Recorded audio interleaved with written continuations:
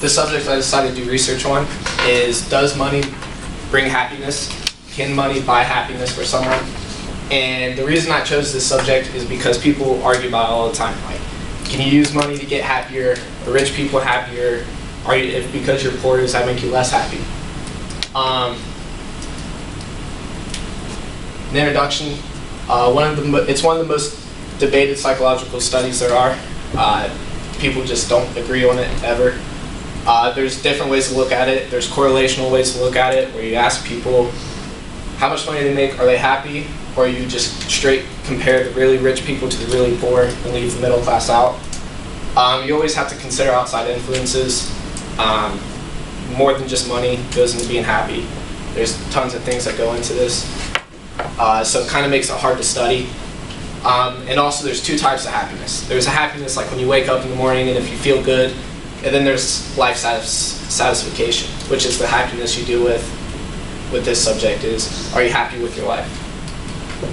In the first study, it asked people in different price ranges. It put them in groups of 10,000 based on income, and it asked them how happy they were. And it took the mean average.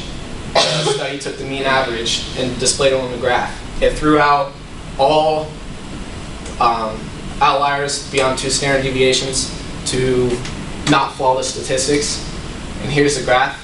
And you can see that as the poor, the lower end, it's in the negative life satisfaction.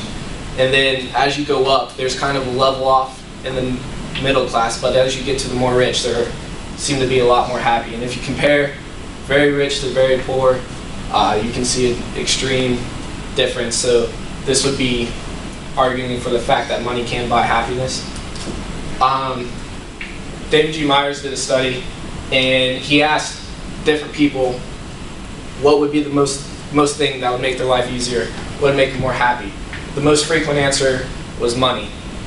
But he argues that money psychologically won't buy any more happiness, that it's just something that people want. Because he did a study asking people how much money do you make and how happy you are, and the correlation he got was 0.21, which is extremely low. He also did a study showing that lottery winners typically lose happiness. And another thing he did was he compared 1957 to 1998.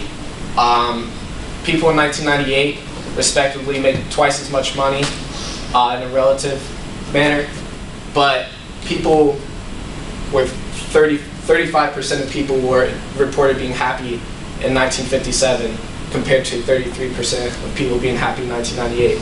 So his study argues that money can't buy happiness. Has multiple things showing that, mainly being the correlation. Drake Bennett, his argument was it's what we do with our money that makes us happy, and he explains why rich people aren't as happy, that buying memories is what makes you happy. So it's not going out and buying a car or buying a big house, it's going out and spending time with your friends, going to restaurants with your family, going to parties. And the more of those you can buy, the more happy you'll be. So his argument is, yes, money can buy happiness, but you have to spend the money on the right things. So his argument is the problem is not the money, it's the people. Ryan T. Howe, he did the exact same study as the other guy. He compared the nation in the 1950s and reported that they were happier then, and people on an average made less money.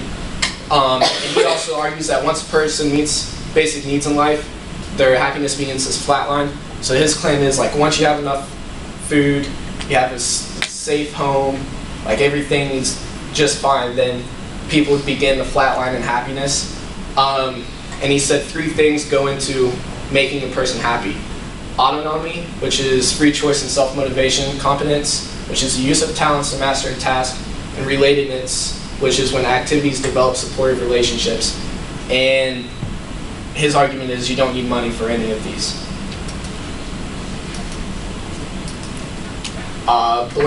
Luscombe, her argument was that $75,000 is a magic number.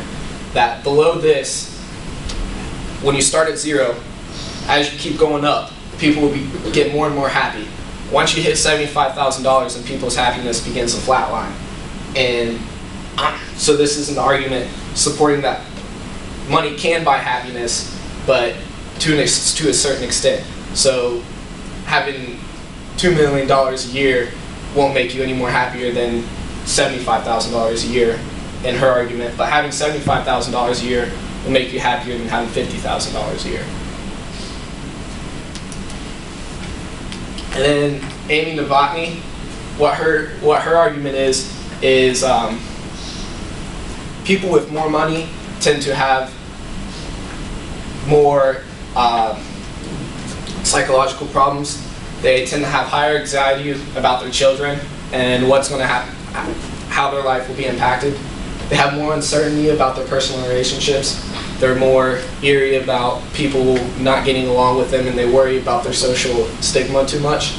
And they have greater fears of isolation. They always feel like they're alone.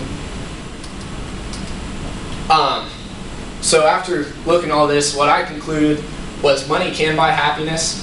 And my main thing for that was the very first graph that showed how with each bracket, people tend to be more and more happy. It removes stresses. You can gain more relationships by going out and doing things. You can provide more for your family. And the one survey said that the thing people strive for most in the world is money. But this does not mean you can't be happy without money. The other studies showed that there are people that were just as happy that didn't have as much money. So money can buy happiness, but you don't need it to be happy. Any questions?